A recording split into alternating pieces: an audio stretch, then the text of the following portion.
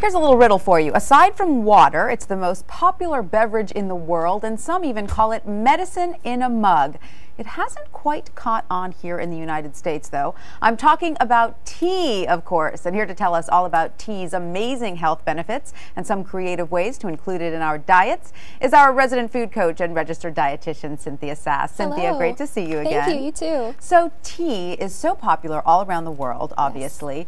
Tell us why that is and why it doesn't seem to be the same here in the States. Well, it's just part of the tradition in other countries, and it's a ritual, and it's really something that is really important to the culture. It's not so in the United States. No. We're big coffee drinkers here, and unfortunately a lot of soda and sweetened beverages. So it hasn't quite gotten to the point yet where the average American drinks tea on a daily basis. But the word is spreading. We're hearing more and more about the health benefits. Tell us about some of the health benefits of tea. Well, there are so many that I can't possibly include all of them.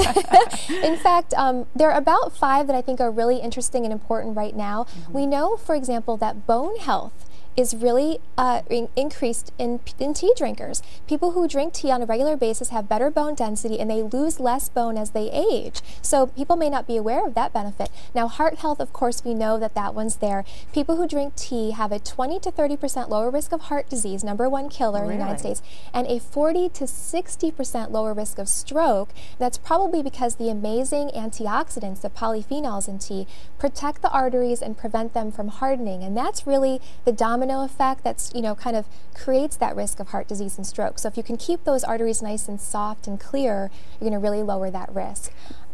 Go ahead, I'm sorry. There's so many. There's so many. We could do the whole segment on them. Energy. Now this is interesting. A recent rat study found that the rats were able to swim 24% longer in duration before they got exhausted by drinking tea before they got in the water. So those poor little rats. Wow. Was that caffeinated tea? You know what? It was, but and all tea, of course, does have some caffeine. Even the decaf tea has a little bit of caffeine. Even pure herbal teas? Not herbal, because that's not real tea. And that's one of the interesting things is all the teas that I have here today, the white, black, green, and oolong, they all come from the same plant. A lot of people don't know that. So these aren't different types of tea. They're just kind of handled differently. So wait, I just want to clarify. Herbal tea is not real tea. Right. Sometimes there might be real tea mixed in with it, but many times it's just flower buds and other types of plants that don't have any actual tea in them. Interesting. So when you say tea, you're implying one of these types, yes, and they all have caffeine. They do, okay. They do. But it's actually a lot lower than coffee. It's about 25 to 50 milligrams per 8-ounce cup compared to about 100 in coffee.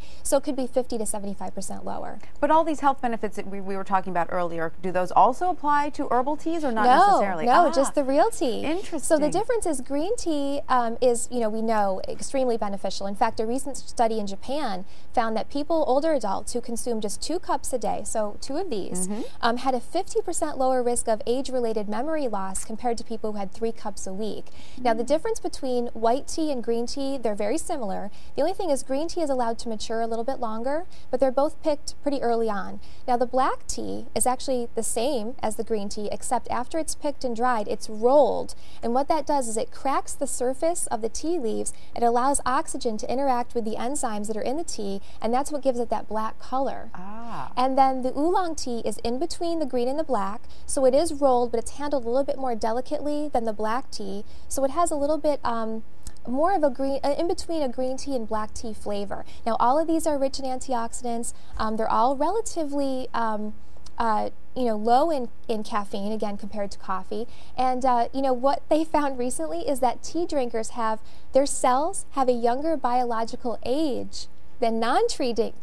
So basically, it's major anti-aging benefits as well. Interesting. Now, between the oolong, the black, the green, the white, is there one that stands out? There is a lot of research on the green tea, and now we have different flavored green teas. So green tea can taste a little bit grassy, it has a little bit of a strong flavor. So if you're not quite used to that, what I like to do is mix together 2 different teas. So I'll take the oolong, brew that, also brew some green tea and mix them together. Or you can do something like add a little splash of 100% fruit juice to your green tea to sweeten it up a little bit and cut that bitter taste a little bit. Are the health benefits that much more significant from the green than from the black? The studies are a little bit mixed on that because some studies show that green tea does have more antioxidants than black, and other studies show that they're very similar. So what I would say is just drink tea. The per capita tea consumption in the United States is 12 times lower than England. Really 80% of the tea that's consumed here in the U.S. is iced tea, and it's mostly in the summertime. So now's the time to get it in, especially because another thing that it does is help boost immunity. Well, that brings up a good question, though. Is there a difference when we consume it hot or cold? Does that change the health benefits? No, except for iced tea generally has a lot of sugar Right. added.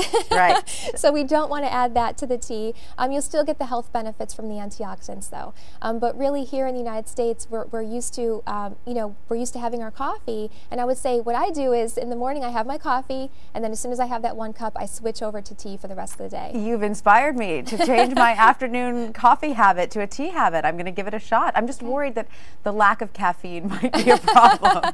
Still have some in there. That's right. Remember those little rats in that pool? It's mind over matter. They go, go, go. That's right. Thank you so much, Cynthia Sass. Thank you. And for more health information that's good to know, you can always check out the health page at abcnews.com. ABC News Now. Good to know.